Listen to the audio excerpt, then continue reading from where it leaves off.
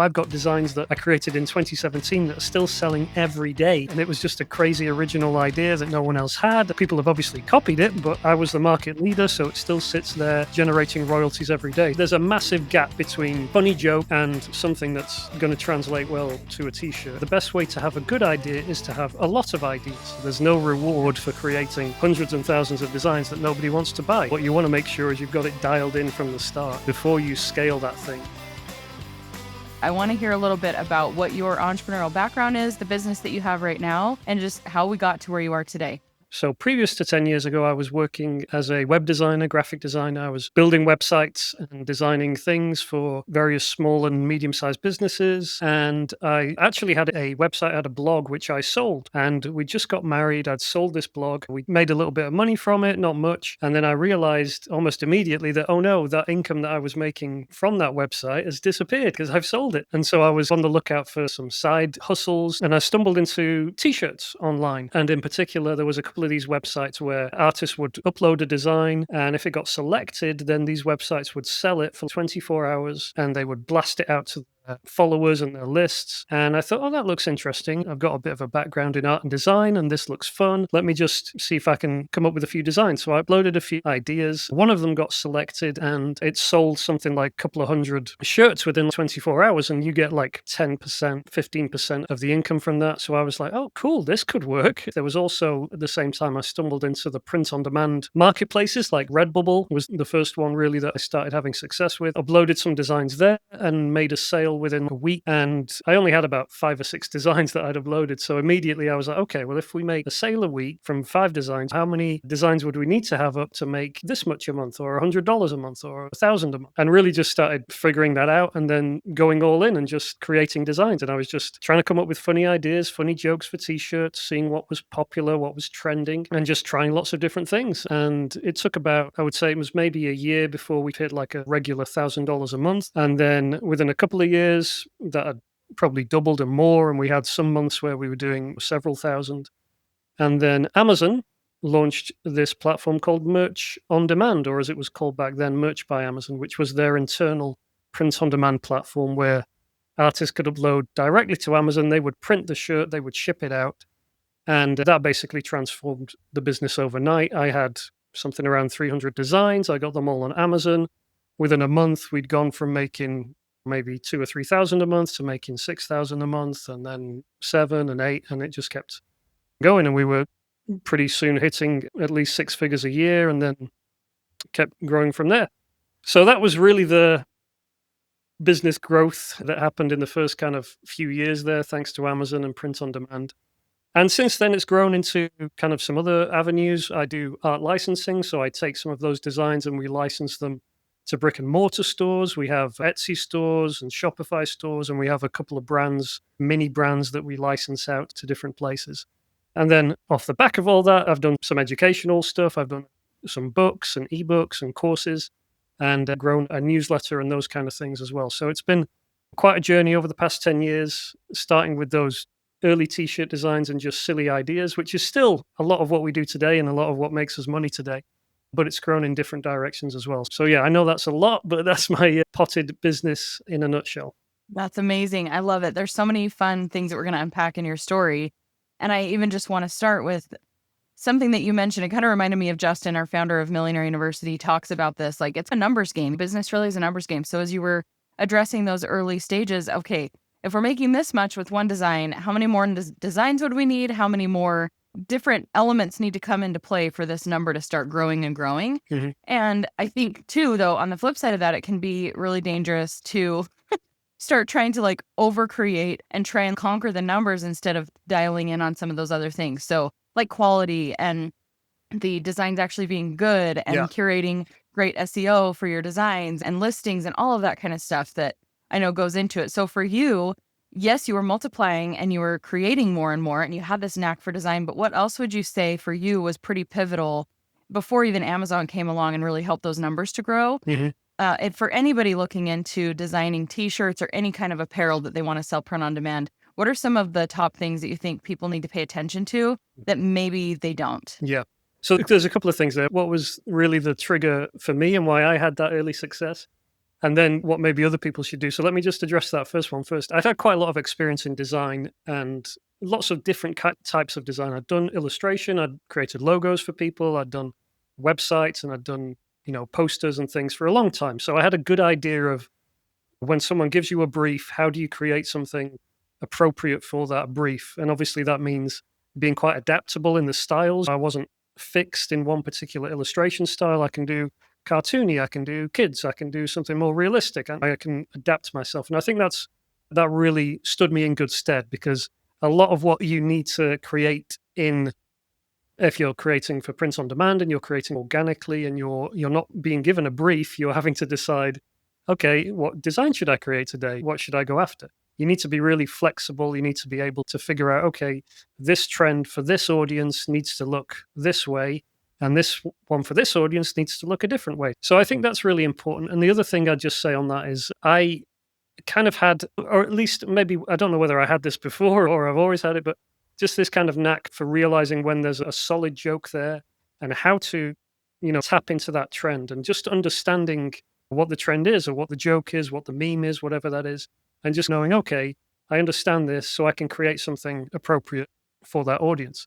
And just as an example, I have people who email me and ask me all the time. They say, "Oh, I've got 500, I've got 50 or 100 designs up, and I haven't sold anything, and I've been doing this for several months. What's going on?" And I always say something's really wrong, because I didn't have loads of designs from the get-go. I created 5 or 6, and I had a sale within a week or 2. So from immediately that I had like a green light that said this is going to work. Now it was at a very small scale. Obviously that was no kind of business, but that immediate thing of, if you're doing something right and if this is going to work, you need to have something that kind of gets going from the get-go. You need some kind of green light that says, yes, you're on the right track here, whatever that is. Like, you need a sale, you need a response. It doesn't have to be financial. It could be, hey, you went viral, or you got a lot of followers, or you got engagement on this, or it's just something. And if you've got that in your repertoire, if you can say, hey, yeah, I've created Instagram accounts that have got thousands of followers, or I've had banger tweets, or whatever it might be, just something that says, yeah, you can do something organic. You can tap into trends and flows and things that are happening. That is what I think held me in good stead. And that's a difficult thing to try and unpack how exactly that works. But obviously, experience is a big part of that. And but yeah, I would just say it's not the creating of hundreds and hundreds of things that gets you the success. It's creating something that works and then scaling that. And you want to get that first initial success first before you go plowing hundreds of hours and effort into this. There's no reward for creating hundreds and thousands of designs that nobody wants to buy. It doesn't move the needle. What you want to make sure is you've got it dialed in from the start before you scale that thing. Otherwise, you really could be just wasting a lot of time and energy on the wrong things. So yeah, does that make sense? Yes, absolutely. I think, and that's applicable to any kind of business model, not just design and selling a physical product. And I think it's a tricky thing as I coach people in their businesses. I try to explain it's like this symbiotic relationship. It's weird. It's a give and take, because on the one hand, you have to be out there in testing mode, but then you also have to have something that you're starting with to even test. So I look at this with like content creation and then knowing what you should offer in the coaching space, right? So sometimes people get on there and they'll go spend months and months on just product development, offer development, and then they bring it to market and nobody wants it. Or on the flip side, they sit there and they talk forever and ever and create this huge audience and they sell nothing to them. And then it's this massive void when they do try to sell. So it's a tricky balance to strike and to teach. But I think if you get it, right, like you just know that they have to feed each other, and it just takes some time to find that thing that's clicking. And I love that you said it's more than just monetary. If you're getting a sale, it's like maybe the videos are clicking, maybe your content is hitting. You've kind of found your little message that you could dial in deeper on, and that's where you grow from. Yeah, exactly. It's finding something that works before you then scale it. And yes, you're right. There is this balancing act. And of course, even now I'm creating many designs a week, and some of them sell, but most don't. It is trial and error. But over time, you should be increasing that sales rate. You should be getting better at what you're doing. So I'm not saying that in the early days, if you create designs and nothing sells, give up. What I'm saying is you want to make sure that you have proven this model works for you. And that means not just you made a sale in the past couple of months. It means you've got some kind of regular pattern of something that's working. it could be working at a really small scale, but as long as it's consistent and you're like, oh yeah, I know if I put something out, I'm going to get 10 likes on it. If I do this, I'm going to get this level of views. You've got something that's consistent. That's really important. But yeah, and you just reminded me as well something that I like, which Amazon did, I think. I don't know if I think this was in the early days of Amazon that they would put out, they would always, whenever someone wanted to do a new feature or some new thing they wanted to develop, they had to write out like a press release beforehand before they would go and get like the approval or the funding from Jeff or whoever it was. So they have to put like a press release that was this was this is what you'd give to the market, if you like, to say, hey, we've launched this new product. This is what it does. These are the advantages. Bam, bam, bam. Here's where you can get it. And I think that's such a great way of thinking, which is that kind of a lot of people do it the other way around. They, like you say, they spend months in development of some product or some feature, and then it's ready, and then they're like, oh, how are we going to market this? How are we going to sell this? You know what? And then if you do it backwards, then you really dial in on, oh yeah, actually, if I'm going to email my list about this thing, what am I going to say? What are the selling points of it? Have I spent 6 months working on a feature that is a very minor part of this whole offer that I'm trying to make? And if you can do that kind of process, which works across many different business models and designs as well, it's like, how are you going to market this design? Oh no, I can't use that keyword because that's trademarked. So this isn't going to work, or no one's going to search for that. So yeah, thinking about those things before you commit to them is really important as well.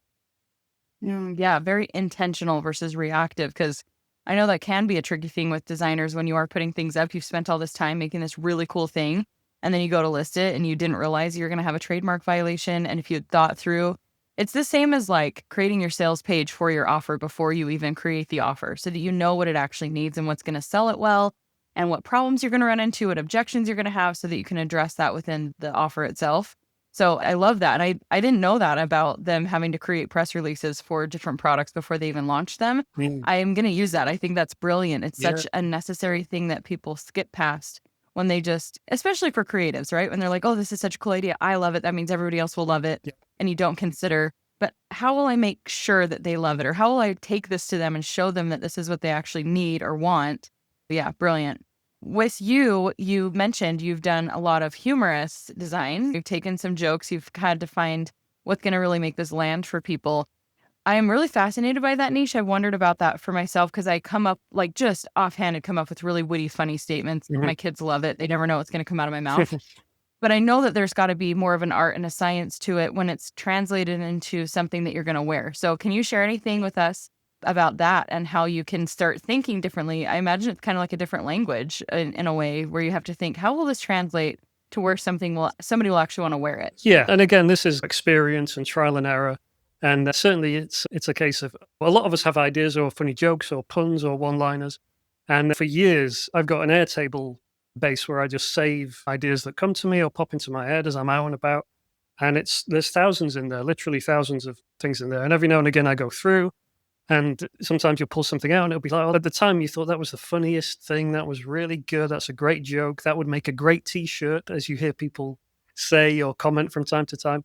But then when you actually come to sit down in front of Photoshop or your iPad or whatever, you think about the joke and you realize, no, that does not work. That is the last thing anyone would ever want to wear on a t-shirt, or it just doesn't make sense, or it's just not going to fly. So yeah, there's a massive gap between funny joke and something that's going to translate well to a t-shirt. And don't get me wrong, there's lots of different ways to approach things. I often tell designers what you should do is don't be overly committed to a particular joke or concept. What you want to be is flexible, and you want to be able to step back from that and say, okay, yes, that was my idea, that was the joke, but what is that about? What's the subject matter? Was it a pun about food? Is it a pun about pizza or pasta? Can we take a step back and go, okay, yeah, that was the joke I had, but actually, let's explore related things to that or something else. We don't want to be overly committed to one single thing. And also, so much of this, especially in the way my business works, is it is scale that makes it work. You have to have a lot of ideas. You have to put a lot of things out there.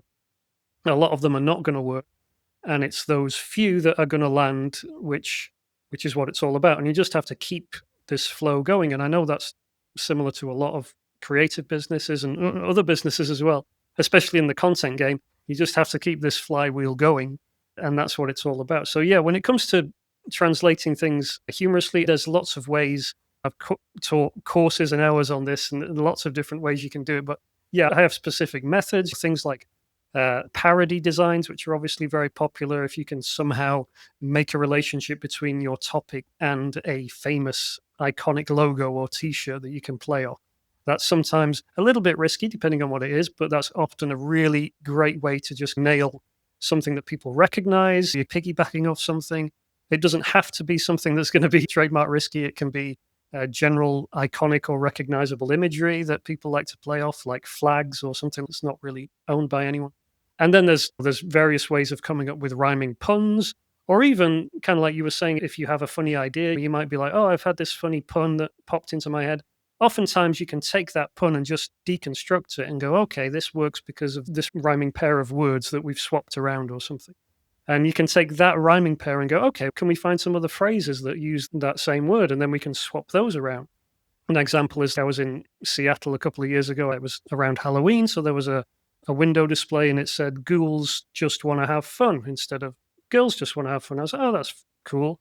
And then obviously you're like, okay, it's ghouls instead of girls. So maybe we could try and find some other phrases that include the word girls and we could swap that around. We could do cow ghouls, or we could do ghouls, ghouls, ghouls, or whatever it might be, or who runs the world ghouls, or all these different ideas, which I call like pun mining. You basically take that pair and you just go looking for other opportunities to come up with your own original phrases, your own original puns that haven't been done before off that same hook, that same linchpin, if you like.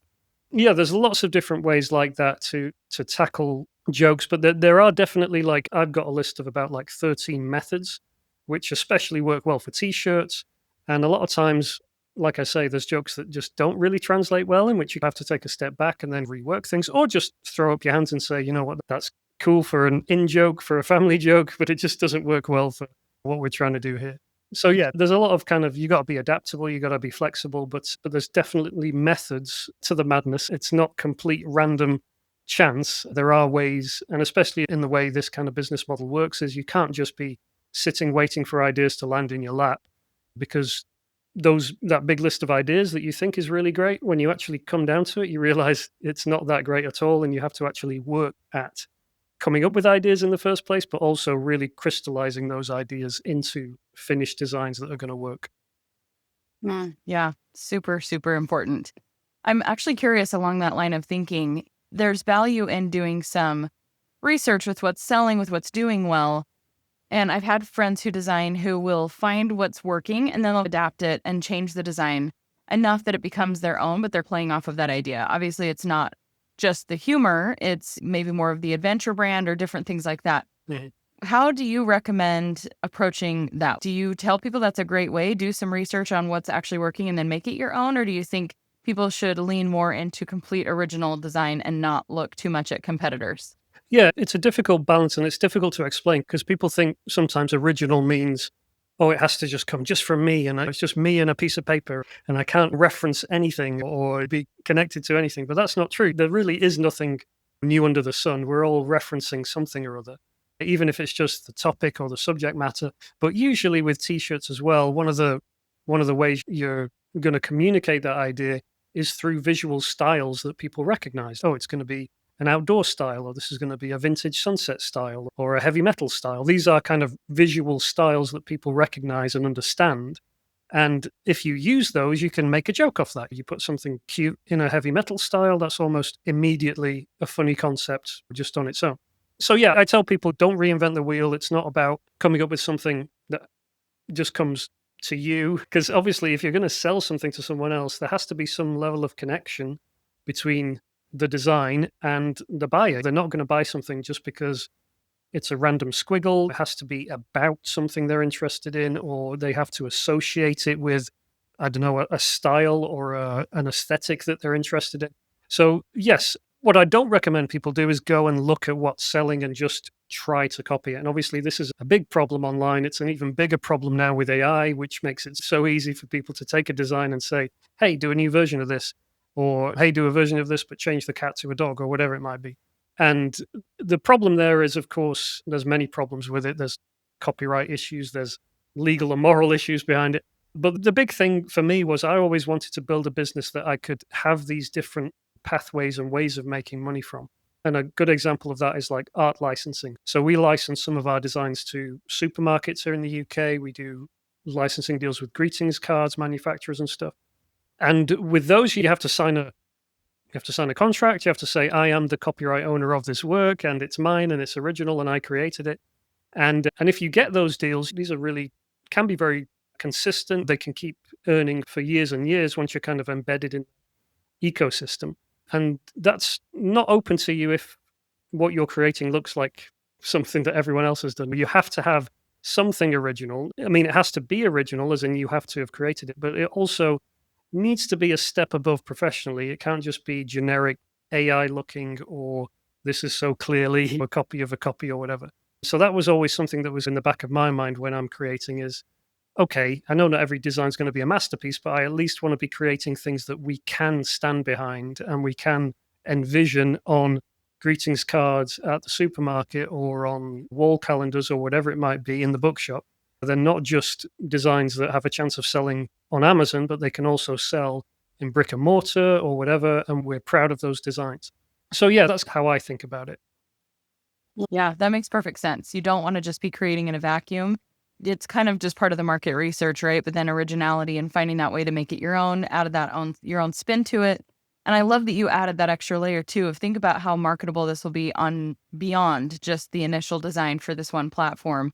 That's something that I think it can be easy to get really myopic when you're starting your t-shirt business, your design business, to not think, oh, there could be future endeavors here. There could be more platforms that I can sell on.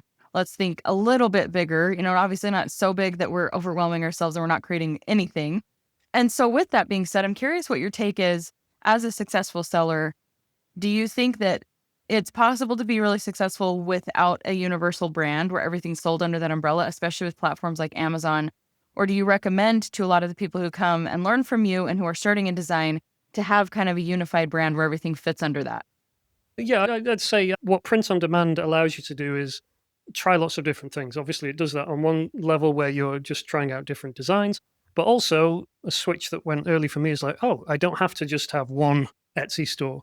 I can have an Etsy store for these designs and I can have an Etsy store for these designs. And the example I give is you could play both sides. If you want to do political designs for one side of the political aisle, and then you can do political designs for the other side of the political aisle. And obviously, you don't really want those two sharing an Etsy store or a brand because you're going to have customers who are maybe a bit annoyed that they're buying from a place that's also selling the opposite. But you can do that. And obviously, there's not really a limit to that. The limit is your capacity and what you can manage and all those kind of things. But in the same way that I think of, I'm going to try these different design concepts out, I'm going to try these ideas and see which one lands, is the same way now I think about little mini brands. Is okay, here's this idea for a mini brand around this concept of, for example, let's say it's around a certain animal or something like that. We'll do several designs and we'll put that little brand out there and see how that does. And then we'll do this other one around something else. So that's how our business has developed. It's trying lots of different things. And then a few months in, you review and you go, okay, that one's not really working. That one's not really working, but this one is.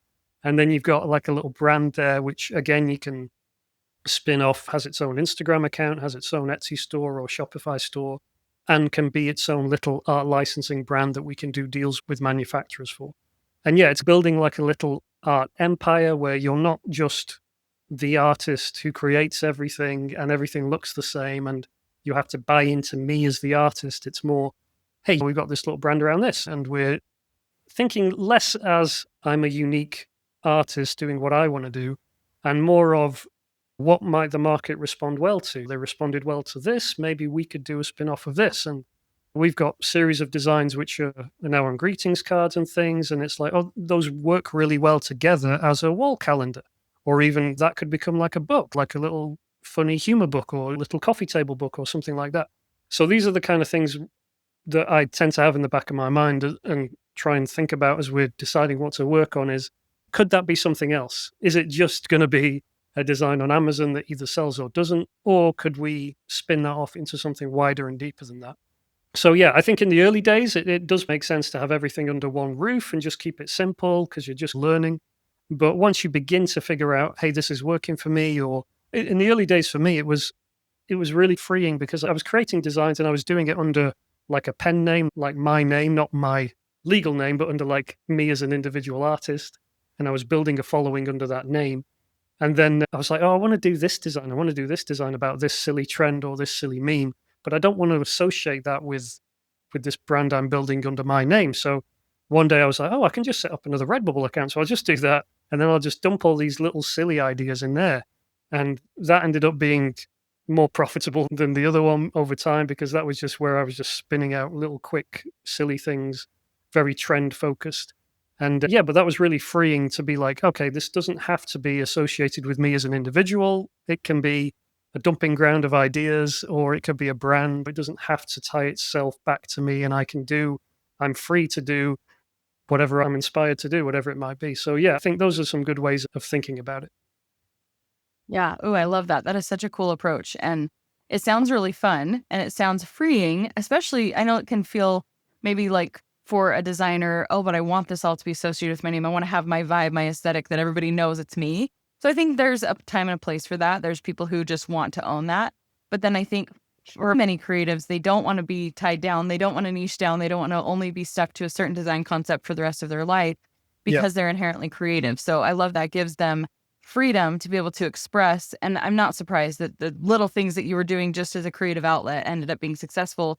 Isn't that just how it is across the board? Like it's the Yeah. content you try the least, just Often, because yeah, it's from the heart. the silliest things that just came to you as you were drifting off to sleep or waking up in the morning, that daft idea that then you just had to create. That was the one that took off, and the one that you spent hours on goes nowhere. But Yeah. yeah, that's just the way it is. Yeah. Yeah. And even with that being said, the spending a ton of time, I know we mentioned you want to find what's working. So you want to be able to iterate really quickly in those early days. And so along those lines, do you see a lot of people getting stuck on trying to make one perfect design? And there's that whole, and I don't know if you've heard this story, this analogy, if you will, of the two different art groups in a class. And the one, they were supposed to do 100 different iterations of something. I think it was photography. And the other class was to spend the whole semester just getting one perfect photo. And the Okay. ones that ended up with the better one were the ones that did 100 versus Yeah. the one that tried to be the perfect one. So what are your thoughts on that with design when people are creative and they're trying to put out something that they love and they're really proud of, Yep. to not get trapped in the design perfection? Yeah, I think it's a really great point. And especially with something like t-shirt designs, this is not fine art. This is not the Sistine Chapel. This is often a combination of text and graphics that people are going to look at for a few seconds and then decide that they like it or not, or it makes them laugh enough to buy it or something like that. So yeah, we're talking about a medium that is instant and either grabs you or it doesn't, and it's very immediate. It's like memes and that kind of thing, things that stop you while you're scrolling or something like that. And yeah, and if you think about that, like if you're like, "Oh, I'm going to pour hours and hours of work into making this great t-shirt design, it just doesn't make sense. It's like trying to cook a steak and I'm going to spend hours cooking this steak. Well, you've ruined the steak. If you've spent hours cooking a steak, then, I don't want to eat it anymore. You've messed it up. It's overcooked. So yeah, it's finding that sweet spot and understanding the medium you're working in as a designer. And obviously, there are spaces where designer can spend or an artist can spend hours making a really great design. The thing is that's going to be a very kind of aesthetic driven design. I'm thinking maybe it's some kind of floral pattern or something like this. There's obviously a market for that kind of stuff. It doesn't tend typically to be t-shirts. It might be curtains or wallpaper or whatever it might be. But yeah, when it comes to the kind of t-shirts that I'm selling that are selling online regularly, yeah, it's going to be text. Oftentimes it's going to be text on a t-shirt. It's going to be as simple as that. And yeah, you can't spend hours on that and make it any better than it would have been if you spent 10 minutes on it. So yeah, that's a really important thing to get. And it also ties back into, again, the thing of you just need to be creating a lot of different things. And that's how you get better. That's how you figure out what works and what doesn't. That's how you recognize also not just the type of design that's going to sell, but the topic behind it. So just this morning, woke up, was scrolling Instagram, saw a couple of memes about this thing that's taken off. And I was like, oh, I've had this idea about that for a couple of days. I'm just going to go and create that today. And yeah, those kind of things, you begin to recognize the patterns of the topics that work and that don't, whether it's keeping your ear to the ground or just doing it enough times. You're like, maybe it's subconscious. Like I've seen enough kind of memes like that. over the years I've created for them, they sold, and it's reinforced that, oh yeah, those are the ones that work. And that one looks like that. So let's go and do something about that this morning and apply it to that. So yeah, there's definitely a lot of learning that comes obviously just through experience. But absolutely, in the early days, I did spend hours perfecting the illustration on a design and getting the illustration just right when I probably didn't need to. And these days with AI, obviously, you probably need to spend less time than ever to get something that looks the part and does the job. So yeah, it's not about the amount of time, it's not about the amount of effort. It really is, have you been able to capture lightning in a bottle? Have you been able to spot that joke, that idea, that concept that just connects? And when you think about that, like again, it's like a joke. If you spend hours working on a joke, you probably ruin the joke. The joke is either good or bad from the get-go. You can't make it better by spending more time on it. And that's why it should be a kind of immediate, not immediate, but it should be a pretty short kind of turnaround time for producing things. It's when you do that that things tend to work pretty well, rather than spending hours and hours on something. Yeah, yeah. That makes perfect sense. I like the steak analogy. Mm. And I'm over here like, yeah, I mean, you'd have to cook that on really low heat. And I just don't know. I don't know how that would turn out. Yeah, Maybe a pot roast, but not a steak. exactly. So we've talked on the podcast before about what print on demand is. So we don't need to go into the full nitty gritty of that. But for you, when it comes to the delivery of the product, print on demand literally means when somebody orders, then it gets printed, it gets shipped to the customer. Where you have this artistic desire to create something quality, what has been your priority with finding? Do you test the materials? Do you test the t-shirts? Have you tried different printing companies to bring those designs to fruition? Because the last thing you want is to have high returns, things that Mhm. are really great design, but then the fulfillment isn't great. Just talk me through that a little bit and how you've had the confidence to go that direction. Yeah. So there's a few different ways that we license our designs and sell our work. So obviously there are some marketplaces where we don't control the quality, like Redbubble and Amazon and others. Obviously we upload designs, but they are the seller of record, if you like. We're just the provider of the artwork. Obviously you can order your products from there and you can test them and see if you like them or not, but they're not going to change their production practices just because you don't like how they sell it. So you either sell on them or you don't. So that makes up quite a big chunk of our sales. But then also we sell on Etsy, where we hook up with a Printify or similar company that does the actual production for us. And yes, that is where you are going to be the seller of record, if you like. You're going to be the one who's dealing with customer issues and return issues if they're not happy with the product. So that's where I would recommend definitely ordering samples and testing the quality. I don't think you don't have to do that with every design, of course, but you want to make sure that whoever you're selling with, you're comfortable that the product is good enough quality and you're happy with it, so that you're not going to be getting too many complaints from buyers. So yeah, I recommend that. On my website, I have a big rundown of the print-on-demand companies I've used and reviews of them. And Printify is who we use at the moment, and they're very happy with the quality that we get from them. But we definitely do order samples for stuff, and most of these companies as well will give you a discount to order samples, so you don't have to pay full price from the get-go. You can actually test things out very reasonably for reduced rates and make sure that the quality is good enough for you. Cool. Yeah.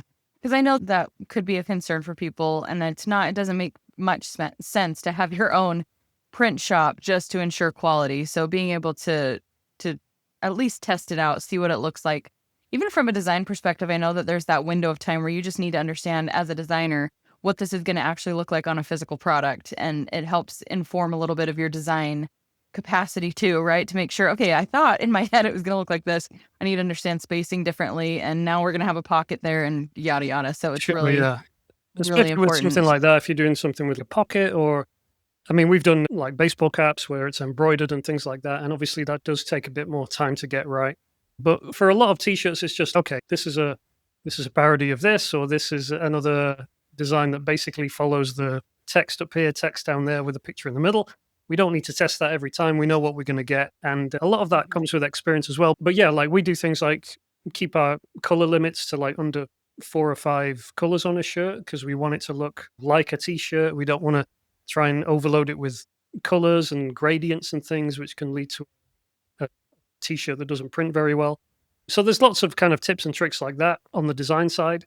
But generally, again, if you've sold If you created designs and you've sold them, you know what you're going to get. Everyone's basically using the same printers to produce these t-shirts. Everyone's basically using the same blanks. It's really just a case of, are you working with a company that's knows what they're doing versus someone who's maybe just set up or isn't taking that quality of care with everything.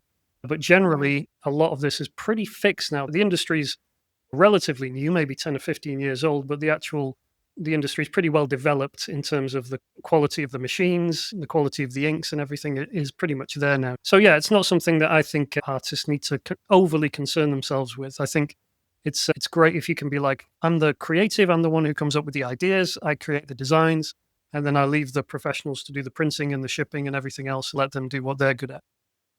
Yeah. Yep. Okay, talk to me about Ideally, because this is something that you developed as a really good, quick solution for those. We've talked about this a little bit, doing that market research, understanding how you can come up with these really fun ideas. And so maybe if somebody isn't naturally inclined to a ton of ideas, but they want to do something fun, they want to have a business like that, tell me what Ideally does. Yeah, so this came out of, I taught a course in 2020 called the Ideas Workshop, and I still teach the course. The course is still available, and it basically broke down, I think there was 13 main methods of how to come up with ideas. So it was, you have a topic, you have a subject, how are you going to come up with loads of good ideas? This is how we're going to do it. We're going to try method one, then we're going to try method two, or even after time, you're like, okay, I know that method 1, 5, and 6 will work for this topic better than these other ones. So it was a course where I taught these methods and I taught them like over the shoulder, here's the topic, this is how I'd go through this process, step 1, 2, 3, and here's my ideas off the back of that. And I would use like free dictionaries online and things to go and find rhyming words and things like that, different approaches. But as I taught the course, I began to realize a lot of these methods, we could develop some kind of spreadsheet or some tool to help us do things. And I started building those out and then realized actually I had a web developer friend and I was like, could you build like a basic prototype that did this, that takes the rhyming words and swaps them out and brings us back ideas? And that's what has now become Ideally. So yeah, the idea is that in order to create the amount of ideas that you need in order to make this business work, you can't just be relying on your brain and you can't be relying on things landing in your lap. You need to have a system for producing ideas the same way that any factory has inputs, has raw materials that it needs to start the process. And those are our ideas of raw materials that come in. And there was I think it's, yeah, his name's Linus Pauling. He won the Nobel Prize for Chemistry twice. And he has this great quote, which is, the best way to have a good idea is to have a lot of ideas. And that's something that a lot of people will agree with, especially if they're in creative spaces or ideation type spaces. That's fairly well established, that in order to come up with a really good idea, you're going to have to you're going to have or search through a lot of potential ideas in the first place. So that's what Ideally does. It basically works through these methods. It spits out lots and lots of potential ideas that are based on some of these keys that we've identified, like rhyming puns or parody designs or fill in the blank phrases that everyone knows, these kind of things that we know work. And then it gives you, hundreds or thousands of potential results, and you just kind of scroll through and see what jumps out at you. And they'll be like, oh, that one works, or that one's pretty funny, or that one would work if we changed it up a little bit. And then sometimes you just see some that just kind of knock you for six, and you're like, I would never have thought of that. That's great. The kind of stuff that drops in your head sometimes, but you're actually looking at it on a screen, it's coming out at you. So yeah, that's what Ideally does, and it works through these various different methods. And now, thanks to AI and image AI that's come out in the past few years, we can now integrate that as well. So you can have ideas, you can enter a topic or enter a word, save some of your favorite ideas, and then you can immediately see, you can generate images off the back of those and see what those might look like as designs, and immediately get that kind of visual inspiration and see, okay, that design works, or that one doesn't quite work, or this one is a good joke, but the subject matter, the dog needs to be looking the other way, or you should have a cowboy hat on, or whatever it is. You begin to see things visually which is really crazy, because I remember thinking a few years ago on a particular design I wanted to create. I was like, I know this is not going to take that much time to create this design, but I would really love it if I could just think it and it just popped into Photoshop. It's such a pain that I have to like go and find this font, and then I have to line it up, and I have to like work on this process. It would be great if I could just blam. And that's basically what we can do now with AI, is you can have a thought and you can visualize it. And often it's not perfect first time around, but that process is now shrunk from what used to take maybe hours of thinking and concepting and just working towards a design, all the way down to you're now looking at 5 or 6 options. You can pick the few favorite bits that work, you can smush them together, and now you're creating a lot more in less time. And yeah, that's really a great opportunity that I see right now, is this opportunity to use AI and some of these tools that we've developed, not just to speed things up, but actually to do more than you could previously do. And because you're able to do more, you're able to find new opportunities that previously you wouldn't have been able to find because you weren't poking those holes. You weren't casting your hook or your fishing net over that way. And now you can, because you can do more stuff. And that's what we're finding with AI, both personally in our business, but for a lot of people using it as well. They're able to find niches and opportunities and try things which previously they just wouldn't have had the willpower or the time to try. Now they're able to do that. And lo and behold, some of them take off, some of them are viral hits, some of them are building strong businesses off the back of these ideas and these niches and markets they're discovering. So yeah, that's ideally in a nutshell. That's top to bottom of what it can do for you. But we're finding it's really great as well for some other markets, in particular copywriters using it for headline ideas and like advertising headlines for jokes and things like that. Obviously, it started really for t-shirt design, but a lot of the principles work whether you're a social media manager looking for funny meme ideas, or you're a copywriter looking for headlines and catchy puns and those kind of things. So we hit a lot of these kind of areas that kind of overlap well with t-shirts, and yeah, it's working really well for a lot of people right now. That's cool. I love it. It's kind of nice because everything that we've talked about, we understand what it takes to be successful selling and creating these designs, and to have a tool that shortcuts that for us. Understanding the context of how to use it is really, really valuable. So I love that you guys created that. I love that with the advent of AI, it is making it possible for you to replicate what you know and what you're so good at so much quicker for people. And so now it's really not a matter of, can I do this? It's a matter of, am I going to do this? Am I going to spend the time, be consistent, put it out there, and just shoot my shot? It's just really, it's lowered the bar, and it's also made the bar a little bit higher, just depending on how your willingness is and your work ethic and things like that. Yeah, exactly that thing of, yes, it's easier to create something than it was 10 years ago. But like at the same time, yes, there's obviously lots more competition around and things like that. But I still think there's definitely that opportunity for, especially if you're someone who has original ideas that haven't been done before, and they're good, solid ideas. You can get them out there quicker, you can try things quicker, and you can build a brand quicker from those things than you could previously do. So yeah, there's still that opportunity, I think. And I think where people sometimes get stuck is they get in this kind of thing of, oh, print on demand means going and looking at what's selling and then copying it and hoping that mine sells in place of theirs and all this kind of stuff. Whereas I'm like, no, do something original, try something that hasn't been done before.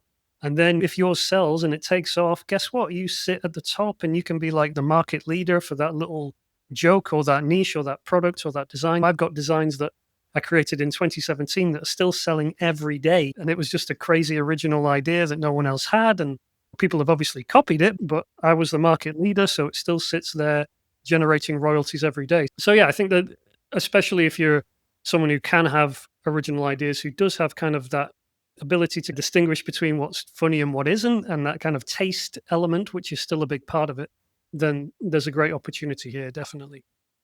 Amazing. Where is the best place for people to come if they want to learn more about anything? We have ideally.com, right? Or ideally.app. Ideally.app, and it's Okay. IEALY, so just the one L. But yeah, you can find everything michaelessek.com. You can find all my products, courses, and books, and links to Ideally as well there. And I have a free weekly newsletter, which you can sign up for there. We have about 15,000 readers on that. And yeah, michaelessek.com and ideally.app. Amazing. Thank you so much, Michael, for sharing what you have with us today. It's been really fun to just dig into your brain a little bit and your creative process and how you've been able to find success in this crazy world of the online business Yeah. era that we're living in. So thank you so much. Thank you, Kirsten. Really appreciate it.